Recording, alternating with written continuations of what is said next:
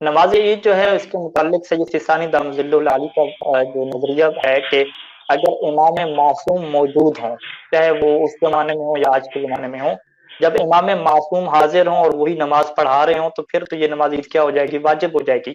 اور اگر امام موجود نہیں ہے، چاہے اس زمانے میں موجود نہیں ہے یا ابھی جیسا کہ موجود نہیں ہے، تو یہ پھر اس سے ہم کیا کہتے ہیں، امام کی غیبت کا زمانہ، کہ امام کیا موجود ہمارے درمیان میں نہیں ہے۔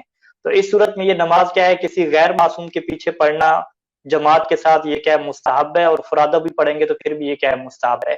اور یہاں پہ ایک اہم نقطہ ہے کہ نماز عید کی جو جماعت ہو رہی ہے، نماز جماعت، اس میں جمعہ کی شرائط کا پایا جانا ضروری نہیں ہے۔ نماز جمعہ کی مثلا کیا شرائط ہوتی ہیں کہ کم از کم کیا 5 نمازی ہونے چاہیے، فاصلہ جو ہے وہ 5 کلومیٹر سے زیادہ ہونا چاہیے دو نمازوں کے درمیان۔ ان شرائط کا پایا جانا ضروری نہیں ہے، لہٰذا ایک علاقے کی 2-3 مساجد ہیں، ہر مسجد میں کیا نماز عید ہو سکتی ہے۔ نمازیوں کی تعداد 4-5 سے زیادہ نہیں ہے، پھر بھی کیا 2-3 بندے ہیں تو وہ نماز جماعت کے ساتھ کیا نماز عید پڑھ سکتے ہیں۔ اور یہ نماز عید کیا ہے، 2 رکعت ہے، اور 2 رکعت بالکل نماز فجر کی طرح پڑھنی ہوتی ہے۔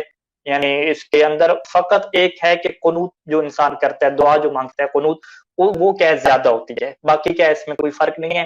الحمد کے بعد کیا ہے کوئی بھی آپ صورت پڑھ سکتے ہیں، لیکن مستحب ہے روایات میں جسے بتایا گیا ہے، اور سید ثانی نے فرمایا کہ یہ افضل ہے کہ پہلی رکعت میں آپ الحمد کے بعد سورہ شمس پڑھیں اور دوسری رکعت میں سورہ غاشیہ پڑھیں، یا کچھ روایات کے مطابق کہ پہلی رکعت میں سورہ الاعلیٰ پڑھیں اور سبح اسم ربک الاعلیٰ، اور دوسری رکعت میں کیا پڑھیں، سورہ شمس پڑھیں۔ بہرحال یہاں تک تو کیا بات واضح ہے۔ آگے جا کے جو ہے وہ اختلاف ہے، سید سیستانی دامت العالی کا دیگر فقہا کے ساتھ کیا ہے کچھ اختلاف ہے نماز عید کے طریقے میں۔ تو نماز عید میں کتنی جو ہے وہ قنوت ہیں، پہلی رکعت میں کتنے قنوت ہیں اور دوسری رکعت میں کیا کتنے قنوت ہیں؟ جو مشہور نظریہ ہے کہ پہلی رکعت میں 5 قنوت ہیں اور دوسری رکعت میں کیا 4 قنوت ہیں، یہ کیا مشہور نظریہ ہے۔ سید سیستانی کے مطابق جو ہے وہ پہلی رکعت میں 4 قنوت ہیں اور دوسری رکعت میں کتنے قنوت ہیں، 3 کیا قنوت ہیں۔ اس کی وجہ کیا ہے کہ آپ نے جو ہے وہ 5 تکبیریں کہنی ہوتی ہیں۔ اب 5 تکبیروں میں سے کیا ہر تکبیر کے بعد قنوت ہے، یا بین کل تکبیرتین، ہر 2 تکبیروں کے درمیان میں کیا قنوت ہے؟ تو یہاں سے بہت سارے ہمارے اپنے جو طلاب حضرات ہیں وہ بھی اس عبارت پہ کیا غور نہیں فرماتے۔ یعنی سید سیستانی دامت العالی نے یہ نہیں لکھا کہ آپ نے ہر تکبیر کے بعد قنوت پڑھنی ہے، کیونکہ اگر ہر تکبیر کے بعد قنوت ہو تو 5 تکبیریں ہیں تو ہر تکبیر کے بعد قنوت پڑھتے جائیں گے تو پہلی رکعت میں کتنے قنوت ہو جائیں گی، 5 قنوت ہو جائیں گے۔ ایسا انہوں نے نہیں لکھا، انہوں نے لکھا ہے کہ 5 تکبیریں کہنی ہیں اور ہر 2 تکبیروں کے درمیان میں کیا قنوت ہے۔ اب یہ دیکھیں 5 تکبیریں ہیں تو ہر 2 تکبیروں کے درمیان میں جب آپ قنوت کہیں گے تو یہ کتنے قنوت بنیں گے، یہ 4 قنوت کیا آپ کے بنیں گے۔ تکبیریں 5 ہوں گی اور قنوت کتنے بنیں گے آپ کے، 4 بنیں گے۔ لہذا پہلی رکعت میں کیا ہے 5 تکبیریں ہیں اور 4 کیا قنوت ہیں۔ پھر ایک اور تکبیر کیا ہے، یہ بھی واجب ہوتی ہے، وہ کیا ہے رکوع میں جانے سے پہلے، رکوع میں جانے سے پہلے ایک اور کیا آپ نے تکبیر کہنی ہے۔ یعنی میں اس کو یوں کر کے بیان کروں کہ پہلی رکعت میں آپ کیسے کہیں گے، جب آپ نے الحمد سورہ پڑھ لی، اس کے بعد اللہ اکبر، پہلی آپ نے تکبیر کی، اس کے بعد کیا قنوت ہوگی، پھر آپ نے دوبارہ اللہ اکبر کہا، پھر کیا ہوگی قنوت ہوگی، پھر آپ نے تیسری مرتبہ اللہ اکبر کہا، پھر کیا ہوگی قنوت ہوگی، چوتھی مرتبہ اللہ اکبر کہا، پھر کیا قنوت ہوگی، 5ویں مرتبہ اللہ اکبر کہا، بس اس کے بعد دوبارہ قنوت نہیں ہے۔ 5 تکبیریں ہوں گی، پھر رکوع میں جانے سے پہلے 6ٹھی دفعہ پھر کیا ایک تکبیر آپ نے کہہ دینی ہے، اللہ اکبر۔ تو لہٰذا یہ 6 تکبیریں ہو گئی، 6ٹھی تکبیر رکوع میں پہلے، رکوع سے پہلے جانے والی وہ بھی ضروری ہے، اور جو پہلی 5 تکبیریں ہیں ان کے درمیان کیا آ جائیں گے، 4 قنوت آ جائیں گے۔ یہ صحیح سیستانی کا کیا پہلی طریقہ ہو جائے گا نماز کا۔ اور جو دوسرا جو نماز ہے، دوسری جو رکعت ہے، اس میں کیا ہے، اس میں آپ کو 4 تکبیریں کہنی ہے اور 4 تکبیروں میں سے ہر 2 تکبیروں کے درمیان میں کیا ہے قنوت ہے۔ تو جب آپ ہر 2 تکبیروں کے درمیان میں قنوت ڈالیں گے تو یہ کتنی ہو جائیں گی آپ کے پاس، یہ 3 قنوت آپ کے ہو جائیں گے۔ تو لہٰذا اللہ اکبر، اس کے بعد کیا ہے آپ قنوت پڑھیں گے، پھر دوسری تکبیر کہیں گے اللہ اکبر، پھر قنوت پڑھیں گے، پھر تیسری تکبیر اللہ اکبر کہیں گے، پھر قنوت پڑھیں گے، پھر چوتھی تکبیر کہہ دیں گے۔ اب چوتھی تکبیر کے بعد قنوت آپ نے نہیں پڑھنی، پھر 5ویں تکبیر آپ نے کہنی ہے رکوع کے لیے۔ یہ جو آخر پہ ایک تکبیر کہتے ہیں ایسے ہی کہہ دیتے ہیں اللہ اکبر، یہ کیا ہے رکوع کے لیے ہوتی ہے، رکوع سے پہلے کیا اس تکبیر کو کیا آپ نے کہنا ہوتا ہے، تو یہ 5ویں تکبیر ہو جائے گی رکوع سے پہلے۔ تو بس خلاصہ کیا ہوا کہ پہلی رکعت میں 6 تکبیریں ہیں، ان میں سے پہلی 5 تکبیروں کے درمیان میں ایک کے کیا ہے قنوت آ رہا ہے، 6 تکبیریں اور 4 قنوت، اور دوسرے میں کیا ہے 5 تکبیریں اور 3 کیا ہے قنوت ہو جائیں گے۔ یہ صحیح سیستانی کا کیا طریقہ ہے جو انہوں نے منہاج میں لکھا، اور اس کی وجہ کیا ہے روایات میں کیا ہے، اس کو روایات کو سمجھنے کا کیا فرق ہے۔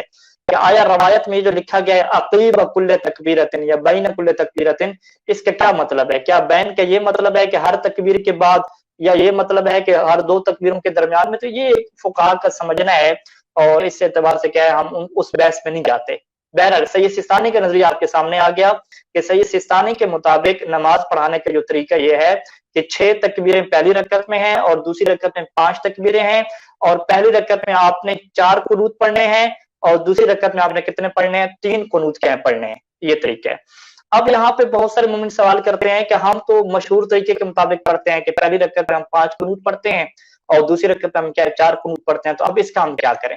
ٹھیک ہے، تو اس کا بہترین طریقہ کیا ہے کہ آپ جب 5واں قنوت پڑھیں گے، یعنی 5ویں تکبیر کے بعد جب آپ 5واں قنوت پڑھیں گے، تو اس قنوت کو آپ مستحب کی نیت سے نہ پڑھیں، چونکہ مشہور کہتے ہیں کہ آپ پڑھیں، تو لہٰذا اس میں آپ کیا کر لیں؟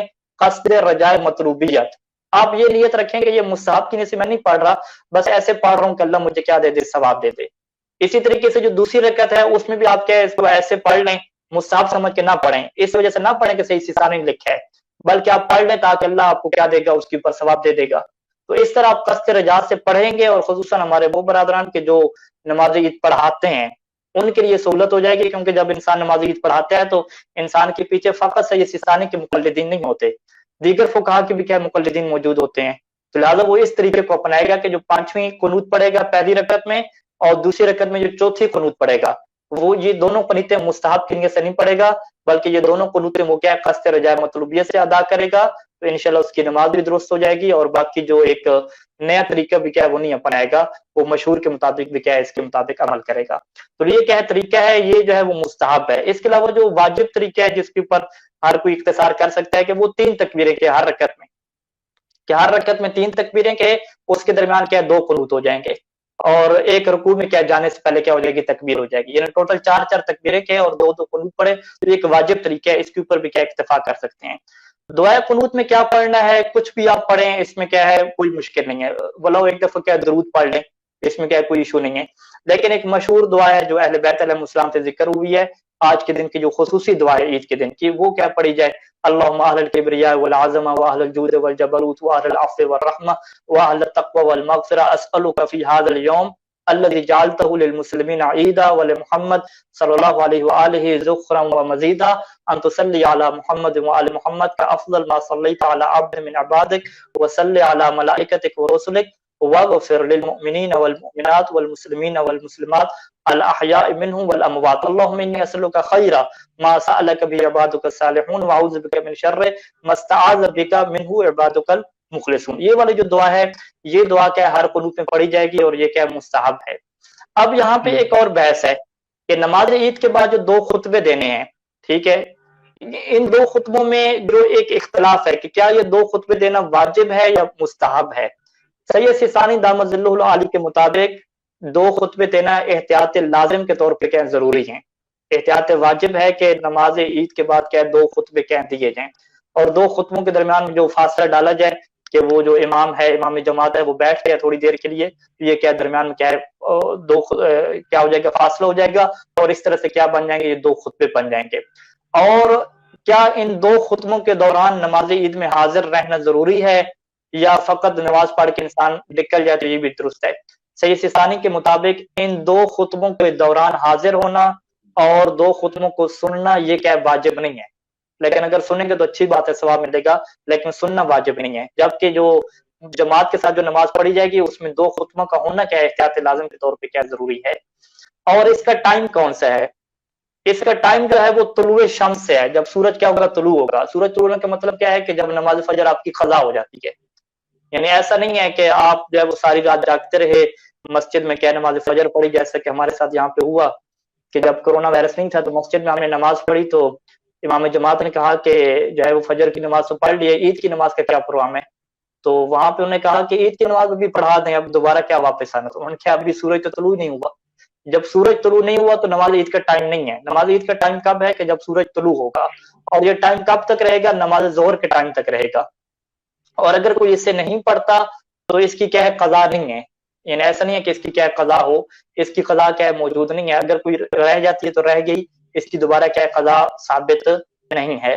اور نماز عید سے پہلے کیا ہے غسل کرنا مستحب ہے، اور اس نماز کو جو ہے وہ جہرن پڑھنا کیا ہے، یہ مستحب ہے کہ انسان بلند آواز سے کیا ہے نماز عید پڑھے، اور یہ بھی مستحب ہے کہ انسان کیا ہے زمین کے اوپر سجدہ کرے اور صحرا میں کھلے علاقے میں جا کے کیا ہے اس نماز عید کو پڑھے، اور دیگر مستحبات بھی کیا ہیں فقہاء نے ذکر کیے ہیں، اور یہ تو ہو گیا نماز عید کا طریقہ۔